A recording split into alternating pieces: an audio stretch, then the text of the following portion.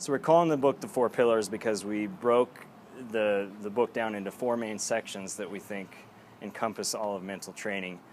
The first is imagination because we feel it's the one that drives everything else. The next is motivation because we're going to have to stay motivated to be able to do the things that we imagine and want to do.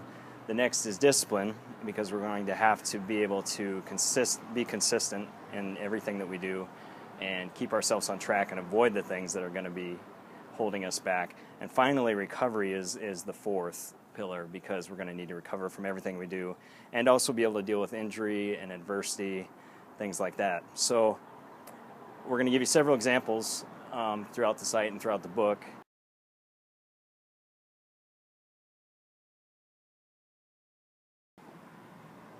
So imagination is the first of the four pillars, and we consider it the most important because it basically drives all of the other pillars. Einstein was quoted as saying, if you can see it, hear it, taste it, smell it, touch it, then you can get it. And imagination isn't necessarily a reflex, it's something you have to practice, and there are better ways to do it than others. And also avoiding negative imagination can be as powerful as positive imagination.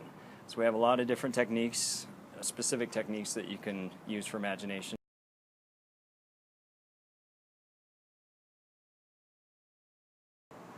The second pillar is motivation. Even the highest caliber athletes can oftentimes lose motivation. It's very common. Imagination can be a big key to motivation because oftentimes gaining your motivation back can be just a matter of shifting your perspective, changing how you look at things. And also motivation can often come from others. So here again we have several specific techniques you can try.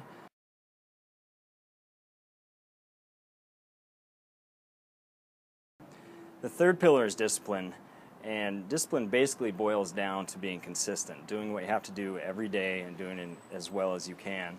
Oftentimes it just means avoiding the things that hold you back, that hinder your progress.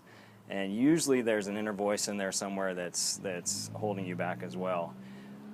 Below we're going to show you several techniques, but one of them specifically will be using anchors, which is very powerful in this case.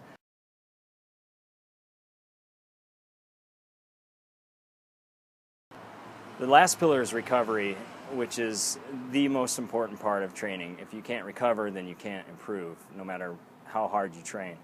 So we're going to give you several techniques in this section to help you sleep better, to help you deal with adversity better, to help you recover from injury better. So for several techniques on this, just click below.